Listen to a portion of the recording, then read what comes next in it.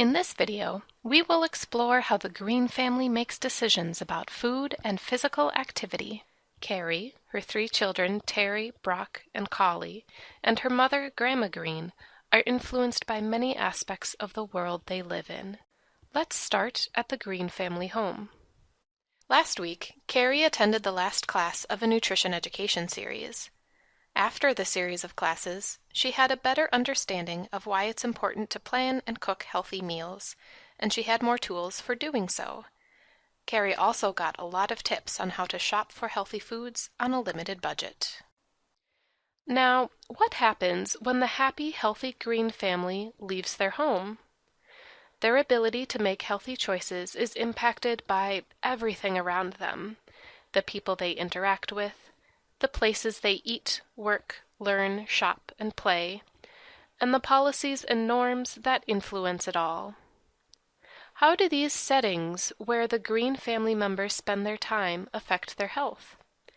Let's take a look at a few examples and some questions they raise. Terry and Brock take a bus to school in the morning. Their school does its best to provide healthy meals, but a lot of students don't eat the recommended amounts of fruits and vegetables. What if the school food service staff knew about techniques from the Smarter Lunchrooms movement and used them in their cafeteria? And what if the school maintained a school garden and participated in a farm-to-school program to show kids where the food they are serving comes from? The Green family spends a lot of time outside of their home, interacting with settings such as schools, childcare facilities, community centers, and work sites. This means that in addition to providing direct education, these places must also make the healthy choice the easy choice for the Green family. Next, let's look at an even bigger picture. How do sectors of society, including governments, organizations, businesses, and industries, help or hinder the Green family's efforts to make healthy choices? These are aspects that may go unnoticed in the Green family's day-to-day lives, but they significantly influence their ability to make healthy choices. For instance, when Terry and Brock walk to their after-school program, they have to walk on busy streets. Parts of their route don't have sidewalks, and cars go rushing past, right next to them. Are pedestrian safety and neighborhood walkability priorities for the city planners, or is the focus on making it easiest for drivers to get where they need to go?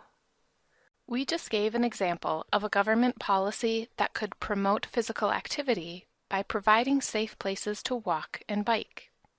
Government policies are often called Big P policies. But what about small p policies, policies set by local institutions?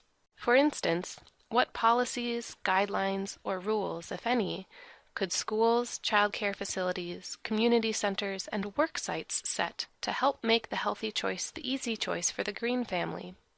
Perhaps Brock's school could adopt a policy to source 10% of its food from local farmers, or to replace using food as a reward with other kinds of rewards. You have just seen how the settings where the Green family spends their time and the larger sectors that influence them can impact their ability to make healthy choices. Now let's look at how all of that can be influenced by people, both the people the Green family interact with on a day-to-day basis and the social and cultural norms of a society. For instance, sometimes Carrie asks a neighbor to babysit Brock and Collie when she goes grocery shopping, and their neighbor gives them a snack. The neighbor usually buys chips and candy because they are more affordable and appetizing than bruised apples at a nearby convenience store. But the cost and quality of the apples isn't the only reason the neighbor gives the kids chips and candy. Social norms affect her thinking too. She assumes that Brock and Collie prefer chips and candy to fruit. And she hasn't taken nutrition education classes like Carrie, so she doesn't know how to prepare healthy foods in a way that kids may prefer.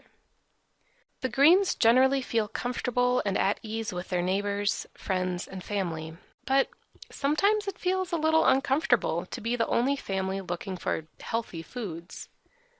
Soon, everything Carrie learned in the nutrition class and all the hard work she and her family put into eating healthy starts to fade away. It's easier to fall in line with what others are doing and buy processed and ready-to-eat food. As you can see, there are many systems at play that influence the Green family's ability to make healthy choices. These systems often act as barriers to healthy eating and active living. This means that you need to think about the policies, the systems, and the environments that influence the Greens, and all the people you work with. You also need to be intentional about changing policies, systems, and environments, so the healthy choice truly is the easy choice for the people in your communities.